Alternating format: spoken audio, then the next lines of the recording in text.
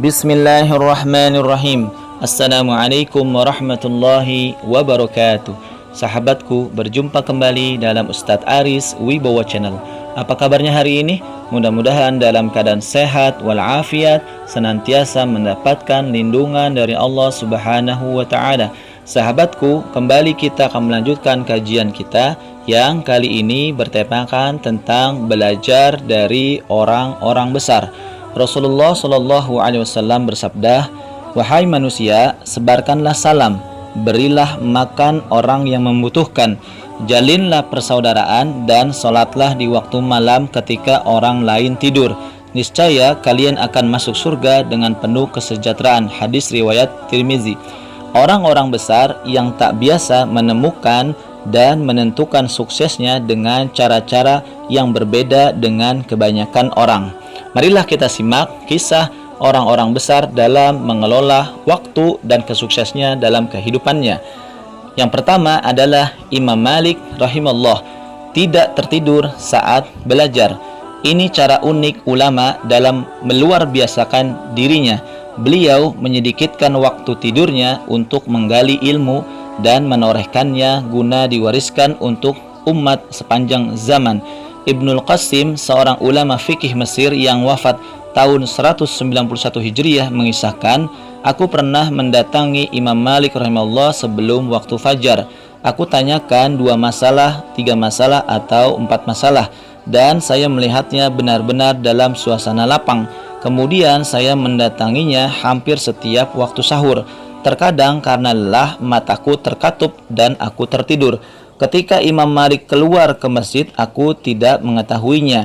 Kemudian aku dibangunkan oleh pembantunya seraya mengatakan, 'Gurumu tidak tertidur seperti kamu.' Padahal saat ini usianya telah mencapai 49 tahun. Setauku ia nyaris tidak sholat kecuali dengan wudhu waktu isya. Terdapat dalam Tartibul Madarik." Yang kedua adalah Imam Syafi'i. Imam Syafi'i rahimahullah membagi waktu malamnya menjadi 3, yakni sepertiga pertama untuk menulis ilmu, sepertiga kedua untuk sholat malam, dan sepertiga ketiga untuk tidur. Ketiga adalah Abu Hurairah radhiyallahu an. Abu Hurairah radhiyallahu an dan keluarganya menghidupkan waktu malamnya menjadi 3. Bedanya yang dibagi orangnya, semacam khirasah atau jaga malam atau ronda secara bergantian. Mula-mula ia berjaga sambil sholat sepertiga malam, kemudian dilanjutkan oleh istrinya sepertiga malam, dan sepertiga lagi dimanfaatkan oleh putrinya. Dengan demikian, tiada satu pun yang berlalu setiap malam di rumah Abu Hurairah, melainkan berlangsung di sana ibadah, zikir, dan sholat. Yang keempat adalah Ibnu Jarir At-Tabari. Diceritakan oleh Al-Khatib Al-Baghdadi bahwa selama 40 tahun dari penghujung usianya, Ibnu Jarir mampu menulis sebanyak 40 halaman setiap hari.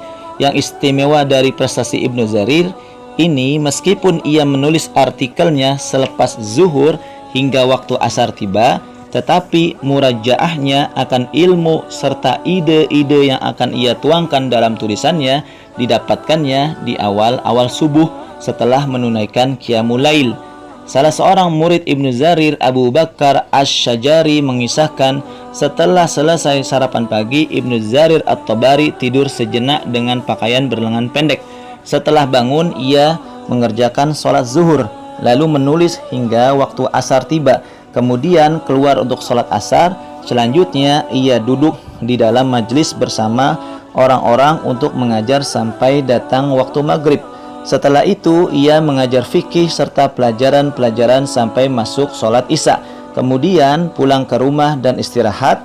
Tengah malam ia bangun malam dan mendalami ilmu-ilmunya. Yang kelima adalah seorang pengembala kambing sebagai penemu topografi dan scan 4 dimensi.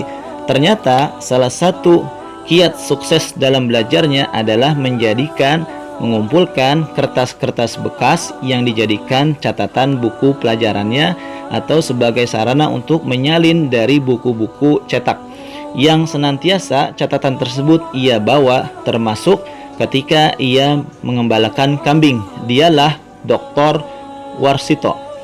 Yang terakhir adalah belajar dari seorang profesor muda, Nan Bersahaja, penemu mikroskop nano pertama di Indonesia yang mendapatkan penghargaan Ahmad Bakri untuk kategori peneliti muda di bawah 40 tahun. Dialah Profesor Dr. Ratno Nuryadi M.Eng, seorang yang fokus belajar dimanapun ia berada. Ia senantiasa fokus ketika dia mendapatkan tugas belajar atau sedang menyiapkan sebuah proses pembelajaran.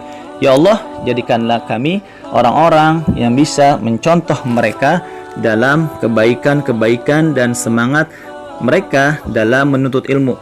Ya Allah, jadikan juga kami orang-orang yang sebagaimana Rasulullah SAW katakan di dalam hadisnya, qala Rasulullah sallallahu alaihi wasallam, man dalla ala khairin falahu mislu ajrin fa'ilihi. Dari Abu Mas'ud radhiyallahu anhu berkata, Rasulullah sallallahu alaihi wasallam bersabda, barang siapa menunjukkan suatu kebaikan maka ia mendapatkan pahala seperti pahala orang yang melakukannya.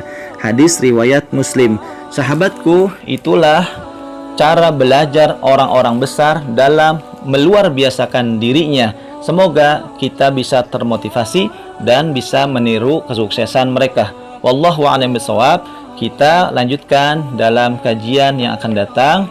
Sahabatku, jangan lupa untuk like, share, and subscribe channel Dawani. Wassalamualaikum warahmatullahi wabarakatuh.